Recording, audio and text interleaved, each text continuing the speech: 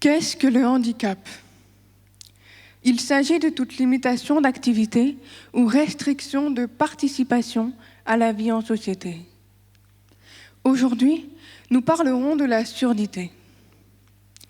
Peu d'entre vous sauront la définir exactement, mais nous comprenons votre ignorance. C'est vrai, si je vous demande qui parmi votre entourage est atteint de surdité depuis la naissance, votre réponse sera certainement personne. Parce qu'en France, ce sont 7 millions de personnes touchées par la surdité. Celle-ci même dépistée chez près de 800 nourrissons chaque année. Près de la moitié de ces nouveau-nés est touchée par un trouble sévère et profond, affectant la communication et la sociabilisation. Cela peut entraîner la honte, la colère et la solitude. Elles sont souvent causées par le sentiment d'être ignorées, ridiculisées ou peu appréciées par les entendants. Alors, comment s'intégrer dans une société majoritairement constituée d'entendants ? Durant de longues années, les personnes atteintes de surdité se sentaient inférieures aux entendants. Mais la loi numéro 2005-102 du 11 février 2005 va tout changer. En effet, elle vise à l'égalité des droits et des chances, à la participation et à la citoyenneté des personnes handicapées. Elle apporte de nombreuses avancées, notamment dans les milieux scolaires et professionnels. Concernant le milieu scolaire, elle souhaite la scolarisation prioritaire des élèves handicapés en milieu ordinaire. Ainsi, elle favorise l'inclusion scolaire. En France, cela concerne 7 326 élèves atteints de surdité. Même si cette loi est censée les mettre sur un pied d'égalité avec les entendants, elle n'empêche pas moins les moqueries dans les cours d'école. C'est malheureusement le cas de Rose Penel, appareillée qu'à seulement 8 ans. Au collège, des camarades s'amusent à lui crier dans les oreilles pour que les sons résonnent dans ses appareils.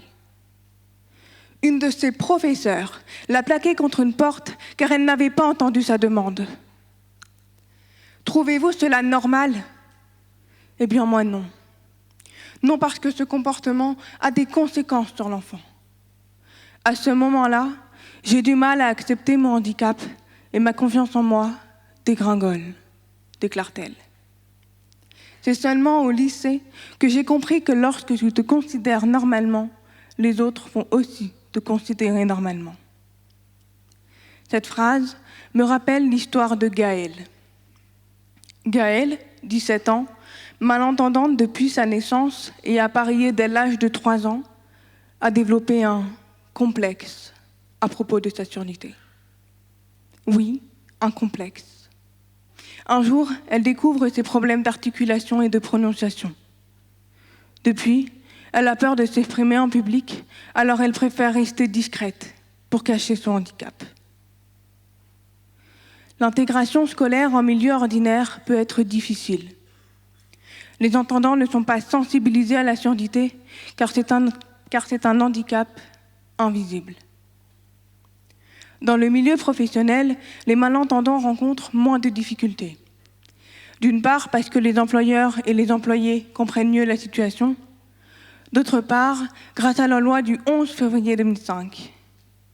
Celle-ci exige que l'employeur prenne les mesures appropriées permettant aux travailleurs handicapés un confort optimal. Un refus est constitutif d'une discrimination.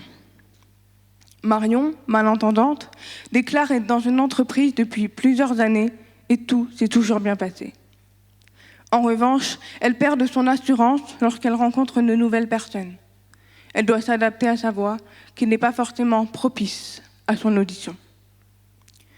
Souvent, c'est aux personnes malentendantes de s'adapter aux autres, mais cela les fatigue davantage. Il serait alors préférable que cette adaptation se fasse des deux côtés. En outre, c'est exactement ce qui est exigé par la loi.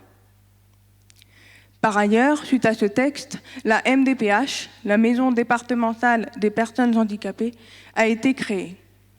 Il s'agit d'un lieu unique d'accueil, d'accompagnement, d'information et de conseil aux personnes handicapées et leurs familles. Elle permet aussi une sensibilisation de tous les citoyens au handicap. Malheureusement, elle n'accorde pas systématiquement aux personnes la possibilité d'être reconnues à la hauteur de leur handicap. Néanmoins, la CDAPH, la Commission des droits et de l'autonomie des personnes handicapées, nous apporte des aides financières et matérielles. Gaël, n'étant reconnu handicapé qu'à 30%, ne reçoit aucune aide financière, même pas pour ses aides auditives. De plus, la langue des signes française est elle aussi une aide dans notre vie sociale. Elle est aujourd'hui reconnue comme une langue à part entière. Cependant, saviez-vous que certains la qualifient comme une langue étrangère? Ceux qui la pratiquent sont donc des étrangers? Cette affirmation est une aberration, une honte. Où est l'inclusion dans ce cas? Entre l'application théorique et la mise en pratique de la loi, le manque de moyens financiers et humains ne permet pas de satisfaire l'intégration sociale des sourds et des malentendants. Alors oui, l'État met des choses en place pour faciliter notre quotidien. Mais la surdité reste un handicap peu mis en avant et peu expliqué. La raison est simple. Il y a peu de sensibilisation. Tâche qui, je le rappelle, doit être accomplie par la MDPH. Mettez-vous 2 minutes à notre place. Voudriez-vous vivre avec un complexe, avec une peur constante de l'avenir, avec la honte, la solitude, la colère, tous causés par votre différence? Je ne pense pas. C'est pourquoi davantage d'interventions sur la surdité devraient être mises en place, autant dans les milieux scolaires que professionnels. De plus, un atelier de langue des signes française devrait être organisé une à deux fois par mois dans tous les établissements scolaires afin d'apprendre les signes basiques, ce qui facilitera l'interaction avec un sourd, un malentendant, un muet, et même entre vous, entendants. En somme, mesdames et messieurs, si je suis malentendante, je ne suis pas pour autant une handicapée. C'est la société qui me met en situation de handicap par la non-réalisation des habitudes de vie. Alors travaillons ensemble pour éviter de ne pas se comprendre, car... Et là, qui est en situation de handicap? Ou qui se sent exclu, perdu?